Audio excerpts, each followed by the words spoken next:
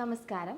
മൂത്രത്തിൽ പത കാണുന്നത് എപ്പോഴാണ്? അതുപോലെ തന്നെ നമ്മളുടെ മൂത്രത്തിൻ്റെ കളറ് വെച്ചിട്ട് നമ്മളുടെ കിഡ്നിക്ക് എന്തെങ്കിലും പ്രശ്നങ്ങളുണ്ടോ എന്ന് എങ്ങനെയാണ് തിരിച്ചറിയുക? അതുപോലെ തന്നെ നമ്മളുടെ മൂത്രത്തിലൂടെ പോകുന്ന പത അല്ലെങ്കിൽ പ്രോട്ടീൻ എന്ന് പറയുന്നത് നമ്മുടെ ശരീരത്തിൽ നിന്ന് പോകുന്ന പ്രോട്ടീനാണോ?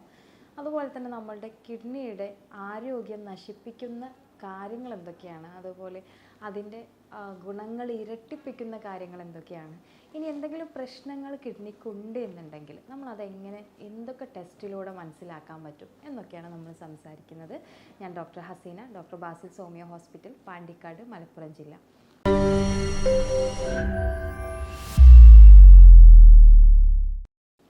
നമുക്ക് സാധാരണ രീതിയിൽ ഇപ്പോൾ ഒരുപാട് പേഷ്യൻസൊക്കെ തന്നെ വലിയവർ അല്ലെങ്കിൽ മുതിർന്ന ആളുകൾ, പ്രായമായ ആളുകളും ചെറുപ്പക്കാരും സ്ത്രീകളും ഒക്കെ വന്ന് പറയുന്ന ഒരു കംപ്ലയിൻസാണ്, ഡോക്ടറെ മൂത്രത്തിൽ പത കാണുന്നുണ്ട് അല്ലെങ്കിൽ ഒരു പൊടി കാണുന്നുണ്ട്. നമ്മളുടെ ഭാഷയിൽ പറഞ്ഞു കഴിഞ്ഞാൽ ഒരു പൊടി കാണുന്നുണ്ട്. അപ്പോൾ അതെന്താണ് പ്രശ്നം? എൻ്റെ കിഡ്നി ഫെയിലായിട്ടുണ്ടോ? അങ്ങനെ ഉണ്ടായിക്കഴിഞ്ഞാൽ ഇനി ഡയാലിസിസ് ചെയ്യേണ്ടി വരുമോ എന്നൊക്കെ ഒരുപാട് ആദ്യ പിടിപ്പിക്കുന്ന ക്വസ്റ്റ്യൻസ് വരാറുണ്ട്. അത്തരം ആളുകളുടെ ഹിസ്റ്ററി നോക്കിക്കഴിഞ്ഞാൽ നമുക്ക് പേടിക്കേണ്ട വിഷയങ്ങളും പേടിക്കപ്പെടേണ്ടതാത്ത ആയിട്ടുള്ള വിഷയങ്ങളും ഉണ്ടാകും. അപ്പോൾ അത് നമ്മൾ അല്ലെങ്കിൽ ഈ വീഡിയോ കാണുന്ന നിങ്ങൾക്ക് അങ്ങനെ ഒരു കംപ്ലയിൻസ് ഉണ്ട് എന്നുണ്ടെങ്കിൽ അത് എങ്ങനെ ഏത് രീതിയിലാണ് അതിനെ മാനേജ് ചെയ്യേണ്ടത് എന്നുള്ളതാണ് നമ്മൾ നോക്കുന്നത്. സാധാരണ നമ്മൾ മുൻപത്തെ അവസ്ഥയിലൊക്കെ പ്രോട്ടീൻ യൂറിയ ഒരുപാട് അല്ലെങ്കിൽ മൂത്രത്തിൽ പത പോകുന്ന അല്ലെങ്കിൽ മൂത്രത്തിൽ പ്രോട്ടീൻ പോകുന്നത് കണ്ടെത്താൻ കുറച്ച് ബുദ്ധിമുട്ടായിരുന്നു. ഇന്ന് നമ്മൾ യൂറോപ്യൻ ക്ലോസറ്റുകൾ ഉപയോഗിക്കുന്നതുകൊണ്ട് തന്നെ പ്രത്യേകിച്ച് മോർണിംഗ് ഒക്കെ യൂറിൻ പാസ് ചെയ്യുമ്പോൾ പെട്ടെന്ന് തന്നെ മൂത്രത്തിലുള്ള പൊടി അല്ലെങ്കിൽ ഈ ഒരു പ്രോട്ടീൻ അല്ലെങ്കിൽ ഈ വെള്ള പത നമുക്ക് ശരിക്കും വിസിബിളായി കാണാൻ പറ്റും എന്നുള്ളതാണ്. പ്രത്യേകിച്ച് ഈ മൂത്രത്തിൽ പതയുള്ള ആളുകളൊക്കെ അവർ മൂത്രം പാസ് ചെയ്ത് കഴിഞ്ഞാൽ ആ ഭാഗം ഉണങ്ങിക്കഴിഞ്ഞ് കഴിഞ്ഞാൽ അവിടെ ഒരു വൈറ്റ് കാസ്റ്റ് ഉണ്ടാകും. അതായത് ഈ പൗഡർ ഫോം അവിടെ ചുറ്റും കിടക്കുന്നത് കാണാം. അതൊക്കെ നമ്മുടെ ശരീരത്തിൽ അല്ലെങ്കിൽ നമുക്ക് മൂത്രത്തിലൂടെ പുറന്തള്ളപ്പെടുന്ന പ്രോട്ടീനാണ് അവിടെ കാണപ്പെടുന്നത്. അപ്പോൾ ഇത്തരം വിഷയങ്ങളുണ്ടെങ്കിൽ അതെങ്ങനെ നമ്മൾ സിവിയർ ആണോ, ഇത് നമ്മൾ ശ്രദ്ധിക്കേണ്ടതാണോ, നമുക്ക് ഇനി എന്തൊക്കെ ചെയ്യണം എന്നുള്ളതൊക്കെ എങ്ങനെയാണ് കൺഫേം ചെയ്യുക എന്നുള്ളത് അറിയാനാണ് താഴെയുള്ള കാര്യങ്ങൾ പറയുന്നത്. അതായത് സാധാരണ നമ്മൾ യൂറിൻ പാസ് ചെയ്യുമ്പോൾ പ്രത്യേകിച്ച് മോർണിംഗ് അല്ല, യൂറിൻ പാസ് ചെയ്യുന്ന സമയത്ത് മൂത്രത്തിൽ പത വരാറുണ്ട്. ആ പത 1-2 സെക്കൻഡുകൾ അല്ലെങ്കിൽ ചെറിയ സെക്കൻഡ്സുകളിൻ്റെ ഉള്ളിൽ തന്നെ അതങ്ങ് നോർമലൈസ് ചെയ്തിട്ട് പോകും. പ്രോട്ടീൻ യൂറിയ അല്ലെങ്കിൽ അബ്നോർമലായിട്ട് യൂറിൻ ഒരുപാട് പോകുന്ന ആളുകളാണെങ്കിൽ ഒരു പക്ഷേ അതിൻ്റെ ഫോർമേഷൻ അല്ലെങ്കിൽ ആ ഒരു ഫോം മൂത്രം ഒഴിച്ച സമയത്ത് എങ്ങനെ പതയുണ്ടോ ആ പത നമ്മളുടെ മൂത്രം ഒഴിച്ച സൈഡുകളിൽ തന്നെ അല്ലെങ്കിൽ ആ ഒരു സ്ഥലത്ത് തന്നെ കുറച്ച് മിനിറ്റുകൾ പോലും നമുക്ക് കാണാൻ പറ്റും എന്നുള്ളതാണ്. അതായത് അതിനത്രയും കട്ടിയുണ്ട് എന്നർത്ഥം. നമ്മളുടെ ശരീരത്തിൽ ബ്ലഡിൽ നമുക്ക് ഒരു 50 മുതൽ 60% നമുക്ക് പ്രോട്ടീൻ ഉണ്ട് എന്നുള്ളതാണ്. ഈ പ്രോട്ടീനിനെ രണ്ടായിട്ട് തിരിച്ചു കഴിഞ്ഞാൽ അതിൽ ആൽബുമിനും ഗ്ലോബുലിനും ഒക്കെ ഉണ്ട്. ആൽബുമിനാണ് നമുക്ക്, അതായത് നമ്മൾ സാധാരണ ആൽബുമിൻ എന്നൊക്കെ പറയുമ്പോൾ നമുക്ക് പെട്ടെന്ന് ഓർമ്മ വരുന്നത് മുട്ടയുടെ വെള്ള അല്ലേ. അപ്പോൾ ഈ മുട്ടയുടെ വെള്ള, അതായത് ആ ആൽബുമിനുറിയ അല്ലെങ്കിൽ ആ പ്രോട്ടീൻ തന്നെയാണ് നമുക്ക്, അല്ലെങ്കിൽ അതിൻ്റെ ഫോം തന്നെയാണ് ശരീരത്തിൽ നിന്ന് പുറന്തള്ളപ്പെടുന്നത്. അപ്പോൾ ഇതെങ്ങനെ അബ്നോർമാലിറ്റി ആകും എന്നുള്ളത് നമുക്ക് നോക്കാം. സാധാരണ നമ്മുടെ ശരീരത്തിൽ കിഡ്നി നമ്മുടെ നട്ടെല്ലിൻ്റെ 2 സൈഡുകൾക്ക് ഉള്ളിലായിട്ട് പ്രൊട്ടക്റ്റ് ചെയ്തിട്ട് നമുക്ക് കിഡ്നി ഉണ്ട്. നിങ്ങൾക്കറിയാം, കിഡ്നിയാണ് നമ്മുടെ ശരീരത്തിലുള്ള എല്ലാ വിഷ പദാർത്ഥങ്ങളെയും ടോക്സിക് ആയിട്ടുള്ള എല്ലാ കാര്യങ്ങളെയും പുറന്തള്ളപ്പെടുന്നത്. അതുകൊണ്ടാണ് നമ്മളൊക്കെ സ്ഥിരമായിട്ട് നല്ലപോലെ വെള്ളം കുടിക്കണം എന്ന് പറയുന്നത്. അപ്പോൾ വെള്ളം കുടിക്കുമ്പോൾ നമ്മുടെ ശരീരത്തിൽ നിന്ന് ഒരുപാട് ടോക്സിക് ആയിട്ടുള്ള കാര്യങ്ങൾ കിഡ്നി ഫിൽട്ടർ ചെയ്തിട്ട് അതിലാവശ്യമുള്ളത് എടുത്ത് അനാവശ്യമായിട്ടുള്ളത് പുറന്തള്ളപ്പെടും. അപ്പോൾ ഈ കിഡ്നി എന്ന് പറയുന്നത് ശരിക്കും ഒരു അരിപ്പ മോഡലാണ്. ഈ അരിപ്പ എന്ന് പറയുമ്പോൾ നമ്മുടെ വീട്ടിലുള്ള എല്ലാ അരിപ്പകൾക്കും ഒരു പ്രത്യേകത ഉണ്ട്. നമുക്ക് വേണ്ട കാര്യങ്ങൾ, അതായത് വേണ്ട കാര്യങ്ങൾ നമുക്ക് എടുക്കാൻ പറ്റുകയും വേണ്ടാത്ത കാര്യങ്ങൾ നമുക്ക് ഒഴിവാക്കാൻ പറ്റുകയും ചെയ്യും. അപ്പോൾ ഈ കിഡ്നിയുടെ ഇതേ പ്രോസസ്സ് ഇവിടെ നടക്കുമ്പോൾ ഈ ഹോളുകളിൽ അല്ലെങ്കിൽ ഈ കിഡ്നി ഒരു അരിപ്പയായിട്ടാണ് നമ്മുടെ ശരീരത്തിൽ പ്രവർത്തിക്കുന്നത്. അപ്പോൾ ഈ കിഡ്നിക്ക് എന്തെങ്കിലും പ്രശ്നം ഉണ്ടായാലോ, അതായത് പൊതുവെ നമ്മൾ പറയുന്ന ഈ അരിപ്പയ്ക്ക് എന്തെങ്കിലും വലിയ വലിയ ഹോൾസുകൾ ഉണ്ടാവുക അല്ലെങ്കിൽ ഇത് മുറിഞ്ഞു പോകുക, അത്തരം കണ്ടീഷനിൽ എന്താകും, നമുക്ക് വേണ്ടതും വേണ്ടാത്ത കാര്യങ്ങളും എല്ലാം തന്നെ നമുക്ക് എന്താകും താഴോട്ട് വരും എന്നുള്ള രീതിയിലാണ്. അതായത് നമുക്ക് ഫിൽട്ടർ ചെയ്യുമ്പോൾ സെപ്പറേറ്റ് ചെയ്തിട്ട് കെട്ടാൻ ബുദ്ധിമുട്ടാണ്. അതേ അവസ്ഥ തന്നെയാണ് ഇവിടെ ശരീരത്തിൽ, അല്ലെങ്കിൽ നമ്മുടെ ബ്ലഡിലുള്ള പ്രോട്ടീൻ അൺവാണ്ടഡ് ആയിട്ടുള്ള, ആവശ്യമുള്ളതും ആവശ്യമില്ലാത്തതായിട്ടുള്ള കാര്യങ്ങൾ, അപ്പോൾ നമുക്ക് ആവശ്യമുള്ള പ്രോട്ടീൻ എന്താണ്, പുറന്തള്ളപ്പെടുകയാണ്. അതായത് കിഡ്നിയുടെ ചെറിയ ചെറിയ ഇഷ്യൂസ് കൊണ്ട് അത് പുറന്തള്ളപ്പെടുകയാണ്. അപ്പോൾ അത്തരം ആളുകളിലാണ് ഈ പ്രോട്ടീൻ യൂറിയ കൂടുതലായിട്ട് കാണുന്നത്. ഇനി പ്രോട്ടീൻ യൂറിയ ഉള്ള എല്ലാ ആളുകൾക്കും കിഡ്നി ഫെയിലായി എന്നുള്ളതാണോ? ഒരിക്കലും അല്ല.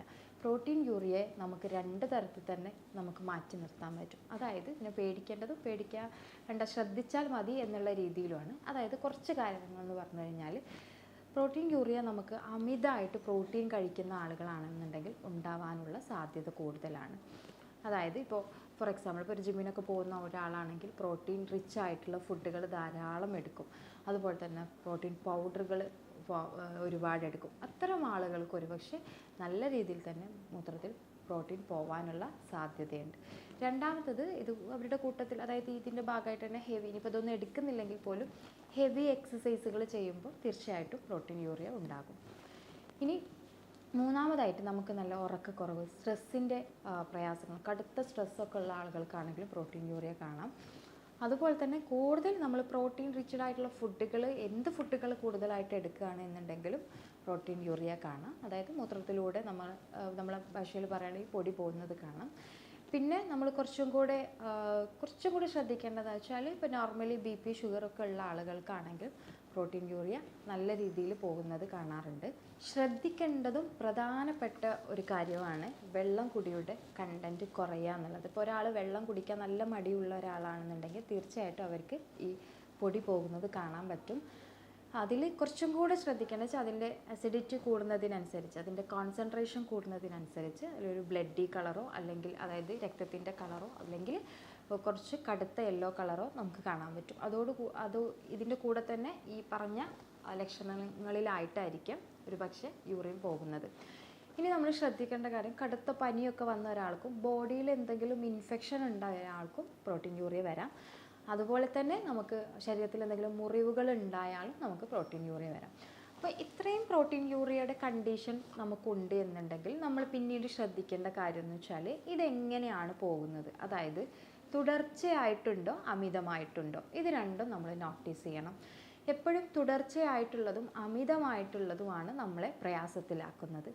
അപ്പോൾ ഇപ്പോൾ നമ്മൾ ഈ പറഞ്ഞ കണ്ടീഷനിൽ നമുക്ക് റെഗുലറായിട്ടുണ്ടാവുന്ന 1-2 കാര്യങ്ങളാണ്, അല്ലെങ്കിൽ നമ്മൾ ശ്രദ്ധിക്കേണ്ട കാര്യങ്ങളാണ്. ഒന്ന് BP, ഷുഗർ. കൺട്രോളിലല്ലാത്ത BP ആവട്ടെ ഷുഗർ ആവട്ടെ, അതിൻ്റെ സിംറ്റംസ് തന്നെയാണ് കിഡ്നിക്ക് പ്രയാസങ്ങൾ ഉണ്ടാക്കുകയും അതുവഴി പ്രോട്ടീൻ യൂറിയ വരികയും ചെയ്യുന്നത്. അപ്പോൾ ഈ പ്രോട്ടീൻ യൂറിയ നമ്മൾ എങ്ങനെ ആദ്യഘട്ടത്തിൽ മനസ്സിലാക്കുക എന്നുള്ളതാണ്. ഇപ്പോൾ നമുക്ക് എന്ത് ടെസ്റ്റ് ചെയ്തിട്ട് അത് മനസ്സിലാക്കുക എന്നുള്ളത് ശ്രദ്ധിക്കാം. സാധാരണ രീതിയിൽ നമുക്ക് പ്രോട്ടീൻ യൂറിയ പോകുന്ന സമയത്ത് നമുക്കിതിനൊരു ലിമിറ്റ് ഉണ്ട്. അതായത് ഇപ്പോൾ ഇത്രയും ആദ്യം പറഞ്ഞ ഒരു 10 കാരണങ്ങളിൽ തന്നെ നമ്മൾ കുറച്ച് വെറീഡായിട്ട് പോയിട്ട് നമ്മളൊരു ടെസ്റ്റ് ചെയ്യുകയാണെങ്കിൽ, ആദ്യത്തെ ടെസ്റ്റ്, ഇത് മെഷർ ചെയ്യാനുള്ള ടെസ്റ്റ് എന്ന് പറഞ്ഞു കഴിഞ്ഞാൽ സ്പോട്ട് മൈക്രോ ആൽബുമിനൂറിയ ടെസ്റ്റാണ്. അതായത് മൂത്രത്തിൽ എത്ര കണ്ട് പ്രോട്ടീൻ പോകുന്നുണ്ട് എന്നറിയാനുള്ളത്. ഇത് സാധാരണ 20ൻ്റെ താഴെ വന്നിട്ടുണ്ടെങ്കിൽ നമ്മൾ ഹെൽത്തിയാണ്. 20ൻ്റെയും 200ൻ്റെയും അല്ലെങ്കിൽ 300ൻ്റെയും ഇടയിലൊക്കെ വരികയാണെങ്കിൽ നമ്മൾ എന്തായാലും ഒരു ഡോക്ടറെ കണ്ട് കൺസൾട്ടേഷൻ എടുക്കണം എന്നുള്ളതാണ്. ബട്ട് ഒരു ഷുഗർ പേഷ്യൻ്റ് ആണെങ്കിൽ ഇത് എന്തായാലും ഒരു 50ൻ്റെ മേലെ, ഒരു 50ൻ്റെ മേലെ ആയിരിക്കും കാണുന്നത്. അപ്പം നമ്മൾ മനസ്സിലാക്കേണ്ട കാര്യം എന്ന് വെച്ചാൽ, നമുക്ക് ഇങ്ങനെ ഒരു കണ്ടീഷൻ ഉണ്ടെങ്കിൽ, ഇപ്പോൾ BP ഷുഗർ ഉള്ള ഒരാൾക്ക് പ്രോട്ടീൻ യൂറിയ ഉണ്ട് എന്നുണ്ടെങ്കിൽ നമുക്ക് ടെസ്റ്റ് ചെയ്തിട്ട് അത് എത്ര കണ്ട് ഉയർച്ചയിൽ നിൽക്കുന്നുണ്ടെന്ന് കൺഫേം ചെയ്യാം. അതോടൊപ്പം തന്നെ നമ്മൾ ശ്രദ്ധിക്കേണ്ട പ്രോട്ടീൻ യൂറിയ എന്ന് പറയുന്നത്, ഇത്രയും കംപ്ലയിൻസുകളുണ്ട് അല്ലെങ്കിൽ ഇത്രയും കാര്യങ്ങളുണ്ട്, അതോടൊപ്പം നമുക്ക് ഉയർന്ന രീതിയിൽ BP വരിക, അല്ലെങ്കിൽ ഉയർന്ന രീതിയിൽ പ്രമേഹം വരിക, നല്ല ക്ഷീണം ഉണ്ടാവുക, നമുക്ക് ഉറങ്ങി എണീറ്റ് കഴിഞ്ഞാലും നല്ല ക്ഷീണം ഉണ്ടാവുക. ഇനി നമുക്കിപ്പോൾ ഇത്രയും കണ്ടീഷൻസ് ഉണ്ട്. അപ്പോൾ ഇതിൽ തന്നെ നമ്മൾ ശ്രദ്ധിക്കേണ്ട കാര്യം എന്ന് വെച്ചാൽ, ഉയർന്ന രീതിയിൽ നമുക്ക് BP ഉണ്ട്, അല്ലെങ്കിൽ ഉയർന്ന രീതിയിൽ നമുക്ക് ഷുഗർ ഉണ്ട്. അതോടൊപ്പം തന്നെ നമ്മളിത് ടെസ്റ്റ് ചെയ്യുമ്പോൾ നമുക്ക് കുറച്ച് അധികമായിട്ട് വാല്യൂസ് കിട്ടുന്നുണ്ട്. പ്ലസ് അതോടൊപ്പം നമ്മൾ ശ്രദ്ധിക്കേണ്ട കാര്യം, അല്ലെങ്കിൽ ശ്രദ്ധിക്കേണ്ട ഒരു പ്രോട്ടീൻ യൂറിയയുടെ സിംറ്റംസ് എന്ന് പറയുന്നത്, ഇപ്പോൾ ഇത്രയും കണ്ടീഷൻ പ്ലസ് നല്ല ക്ഷീണം തോന്നുക, അതുപോലെ തന്നെ നമ്മുടെ കയ്യിൽ, കാലിൽ, മുഖത്തൊക്കെ നീർക്കെട്ട് അനുഭവപ്പെടുക, അതുപോലെ തന്നെ ഒരു ഉറക്കമില്ലായ്മ, അല്ലെങ്കിൽ ഉറങ്ങി നമ്മൾ എണീറ്റ് കഴിഞ്ഞാലും നമുക്കൊരു കറക്റ്റ് ഒരു എന്താ പറയുക, ഒരു സാറ്റിസ്ഫാക്ഷൻ കിട്ടാത്ത രീതിയിലുള്ള ബോഡിക്ക് ഒരു തരം പ്രയാസങ്ങൾ, അസ്വസ്ഥത അനുഭവപ്പെടുക. നാലാമത്തത്, ഏതൊരു കാര്യത്തിലും നമുക്കൊരു ശ്രദ്ധ ചെലുത്താൻ പറ്റാതാവുക. ഇത്തരം കണ്ടീഷൻ ഉണ്ടെങ്കിൽ തീർച്ചയായിട്ടും നമ്മൾ ഒരു ഡോക്ടറെ കാണിക്കണം എന്നുള്ളത് തന്നെയാണ്. ഇത്തരം കണ്ടീഷൻസ് ഉണ്ട്, അല്ലെങ്കിൽ ഇത്രയും പറഞ്ഞ പ്രോട്ടീൻ യൂറിയ പോകുന്നുണ്ട്, അതോടൊപ്പം ഈ പറഞ്ഞ 4 കാര്യങ്ങളും നിങ്ങൾക്ക് ഉണ്ടെങ്കിൽ തീർച്ചയായിട്ടും തേർഡ് വൺസ് ആയിട്ട് നമുക്കൊന്ന് ചെക്ക് ചെയ്ത് വെരിഫൈ ചെയ്യാം. അങ്ങനെ ഉണ്ട് എന്നുണ്ടെങ്കിൽ തീർച്ചയായിട്ടും ഒരു ഡോക്ടറെ നിർബന്ധമായിട്ടും നമ്മൾ കൺസൾട്ട് ചെയ്യേണ്ടത് തന്നെയാണ്. ആദ്യം പറഞ്ഞിട്ടുള്ള 10 കാരണങ്ങളും അതിൽ തുടർച്ച ഇല്ലാതാവുകയും ചെയ്യുകയാണെങ്കിൽ, അല്ലെങ്കിൽ അമിതമായിട്ട് പ്രോട്ടീൻ പോകുന്നില്ല, തുടർച്ചയല്ല, ഒരാഴ്ചയൊക്കെ കണ്ടുള്ളൂ, അങ്ങനെയാണെങ്കിൽ നിങ്ങൾക്ക് നല്ല രീതിയിൽ അതിൻ്റെ കാരണങ്ങൾ നിങ്ങൾ അറിഞ്ഞതുകൊണ്ട് തന്നെ അതിനെ മാനേജ് ചെയ്യാൻ മാത്രം നിങ്ങൾ ശ്രമിക്കുക. എന്നിട്ട് നിങ്ങൾക്കൊരു വ്യക്തത കിട്ടാൻ വേണ്ടിയിട്ട് ഒന്ന് മൈക്രോ ആൽബുമിനുറിയ നിങ്ങൾക്ക് ടെസ്റ്റ് ചെയ്ത് നോക്കാവുന്നതാണ്. അപ്പോൾ ശ്രദ്ധിക്കേണ്ടതും ശ്രദ്ധിക്കപ്പെടാത്തതും, അല്ലെങ്കിൽ പേടിക്കേണ്ടതായിട്ടുള്ള കാര്യങ്ങളാണ് നമ്മൾ പറഞ്ഞിട്ടുള്ളത്. അപ്പോൾ എപ്പോഴും അത് അതുപോലെ തന്നെ ഫോളോ ചെയ്യാൻ ശ്രമിക്കാം. ഇനി നമ്മൾ ശ്രദ്ധിക്കേണ്ട കാര്യം എന്ന് വെച്ചാൽ, ഇനിയിപ്പോൾ ഇത് ഉണ്ട് എന്ന് അറിഞ്ഞു കഴിഞ്ഞാൽ മറ്റെന്തൊക്കെ കാര്യങ്ങൾ നമുക്ക് ചെയ്യാൻ പറ്റും എന്നുള്ളതാണ്. നിങ്ങൾക്കിങ്ങനെ പഴുപ്പ് പോയി കഴിഞ്ഞാൽ, നിങ്ങൾക്ക് മൈക്രോ ആൽബുമിനുറിയയെ പറ്റി അറിയാത്ത ഒരാളാണെങ്കിൽ തീർച്ചയായിട്ടും, അല്ലെങ്കിൽ മറ്റ് സിംറ്റംസ് എന്തെങ്കിലും ഉണ്ട്, അല്ലെങ്കിൽ വേദനകളുണ്ട്, അല്ലെങ്കിൽ ഒരു ബ്ലഡി കളർ, അല്ലെങ്കിൽ അതായത് രക്തത്തിൻ്റെ കളറിൽ യൂറിൻ പോകുന്നുണ്ട് എന്നൊക്കെ ഉണ്ടെങ്കിൽ തീർച്ചയായിട്ടും നിങ്ങൾ ചെയ്യേണ്ടത് യൂറിൻ അനാലിസിസ് ആണ്. യൂറിൻ അനാലിസിസ് ചെയ്യുമ്പോൾ തന്നെ ഓൾമോസ്റ്റ് നമുക്ക് അതിൽ എന്തൊക്കെയുണ്ട്, എപ്പിത്തീലിയൽ സെല്ല്, അതായത് പഴുപ്പുണ്ടോ, പസ്സുണ്ടോ, ബ്ലഡ് ഉണ്ടോ എന്നിങ്ങനെയുള്ള കുറേ കാര്യങ്ങൾ കിട്ടും. അതോടൊപ്പം തന്നെ മൈക്രോ ആൽബുമിനുറിയ ചെയ്യാം. ഇനി അതിലും നിങ്ങൾക്കൊരു വ്യക്തത വേണമെന്നുണ്ടെങ്കിൽ തീർച്ചയായിട്ടും നിങ്ങൾക്കൊരു KFT ചെയ്ത് നോക്കാം, കിഡ്നി ഫങ്ഷൻ ടെസ്റ്റ് ചെയ്ത് നോക്കാം. ഇതിലൊക്കെ പ്രധാനപ്പെട്ട കാര്യം എന്ന് വെച്ചാൽ, നമ്മൾ ക്രിയാറ്റിൻ എപ്പോഴും എങ്ങനെയാണ് നിൽക്കുന്നത് എന്നതിനെപ്പറ്റി അവെയർ ആയിരിക്കണം എന്നുള്ളതാണ്. എപ്പോഴും നിങ്ങൾ 1.7 അല്ലെങ്കിൽ 1.8 മേലെ, അല്ലെങ്കിൽ അപ് ടു അതിന് മേലെ വരികയാണെങ്കിൽ തീർച്ചയായിട്ടും നിങ്ങളുടെ കിഡ്നിയുടെ ആ ഒരു ലൈഫിനെ പറ്റിയിട്ട് നിങ്ങൾ ബോധേഡ് ആവണം. പ്രോട്ടീൻ യൂറിയ വന്നു എന്ന് വിചാരിച്ചിട്ട് കിഡ്നി ഫെയിലായി എന്നത് നമുക്ക് തീരുമാനിക്കാൻ പറ്റില്ല. നമ്മളുടെ സിംറ്റവും നമ്മളുടെ സിറ്റുവേഷനും നമ്മൾ കടന്നു പോകുന്ന സാഹചര്യത്തിലൂടെ നോക്കിയിട്ട് ഫൈനലൈസ് ചെയ്തിട്ട് ബാക്കി ടെസ്റ്റുകളെല്ലാം എടുത്ത് ഒരു ഡോക്ടറുടെ ഒപ്പീനിയൻ വെച്ചിട്ട് മാത്രം നിങ്ങൾ അതിനെപ്പറ്റി കൂടുതലായിട്ട് വെറീഡ് ആവുക. കൂടുതലായിട്ട് ഇത് കണ്ടു വിചാരിച്ചിട്ട് ടെൻഷൻ അടിക്കേണ്ട യാതൊരുവിധ കാര്യവുമില്ല. പിന്നെ നമ്മളിതിപ്പോൾ ഇങ്ങനെ ഉണ്ട് എന്നുണ്ടെങ്കിൽ ഇനി ഉള്ള ആളുകളും ഇല്ലാത്ത ആളുകളും ശ്രദ്ധിക്കേണ്ട കുറച്ച് കാര്യങ്ങളാണ് പറയുന്നത്. നമ്മളുടെ കിഡ്നിയുടെ ആരോഗ്യത്തെ മോശപ്പെടുത്തുന്ന രീതിയിലുള്ള ലൈഫ് സ്റ്റൈലുകൾ ഉപേക്ഷിക്കുക എന്നുള്ളതാണ്. നമ്മുടെ കിഡ്നി എത്ര വർഷം വേണമെങ്കിലും, നല്ല ഹെൽത്തി ആണെങ്കിൽ എത്ര വർഷങ്ങൾ വേണമെങ്കിലും നമുക്ക് വേണ്ടിയിട്ട് വർക്ക് ചെയ്യുന്നതാണ്. ബട്ട് നമ്മൾ കിഡ്നിയെ അതിന് ഓപ്പോസിറ്റ്, അല്ലെങ്കിൽ അതിന് എതിരായിട്ട് ചെയ്യുന്ന കാര്യങ്ങൾ എത്രയും പെട്ടെന്ന് തന്നെ അതിൻ്റെ ലൈഫ് അവസാനിപ്പിക്കുകയും ചെയ്യും. അതുകൊണ്ട് തന്നെ ശ്രദ്ധിക്കേണ്ട കാര്യം, നമുക്ക് ആവശ്യമായിട്ടുള്ള വെള്ളം കുടിക്കുക. ആവശ്യമായിട്ടുള്ള വെള്ളം എന്ന് പറയുമ്പോൾ ഒരു ദിവസം ഒരു 10 ഗ്ലാസ് വെള്ളമെങ്കിലും നിങ്ങൾ കുടിക്കുന്ന ആളാണെന്ന് ഉറപ്പ് വരുത്തുക. രണ്ടാമത്തെ കാര്യം, മദ്യപാനം, പുകവലി, ഇത് രണ്ടും തന്നെ നമ്മുടെ ജീവിതത്തിലുണ്ടെങ്കിൽ തീർച്ചയായിട്ടും അത് ഒഴിവാക്കാം. കോള ഐറ്റംസ്, അതുപോലെ തന്നെ കൂടുതൽ പഞ്ചസാരയുടെ ഉപയോഗം, ബേക്കറി ഐറ്റംസ് ഉപയോഗിക്കുക. അൺവാണ്ടഡ് ആയിട്ടും നമുക്ക് ലാബിലില്ലാത്തതും, അതുപോലെ തന്നെ നമുക്ക് എന്താ പറയുക, മെഡിക്കലി പ്രൂവ്ഡ് അല്ലാത്തതും, മെഡിക്കലി മീൻസ് അതിന് കറക്റ്റായിട്ടൊരു ഐഡൻറ്റിറ്റി ഇല്ലാത്തതായിട്ടുള്ള പല മാർക്കറ്റുകൾ അവൈലബിൾ ആയിട്ടുള്ള അൺവാണ്ടഡ് ആയിട്ടുള്ള ക്രീംസുകളും കാര്യങ്ങളൊക്കെ പരമാവധി ഉപയോഗിക്കാതിരിക്കുക. നിങ്ങൾ ഉപയോഗിക്കുന്ന ഏതൊരു തരം പ്രൊഡക്റ്റ് ആണെങ്കിലും അതിൻ്റേതായിട്ടുള്ള ക്വാളിറ്റി നിങ്ങൾ ഉറപ്പ് വരുത്തുക.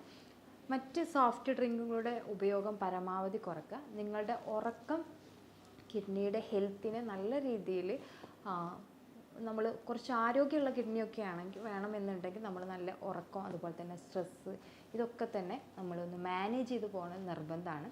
ചെറിയ രീതിയിലെങ്കിലും ഒരു 10 മിനിറ്റെങ്കിലും നമ്മളുടെ അരക്കെട്ടിന് നല്ല രീതിയിൽ വ്യായാമം കൊടുക്കുന്ന എക്സസൈസുകൾ ചെയ്യാം.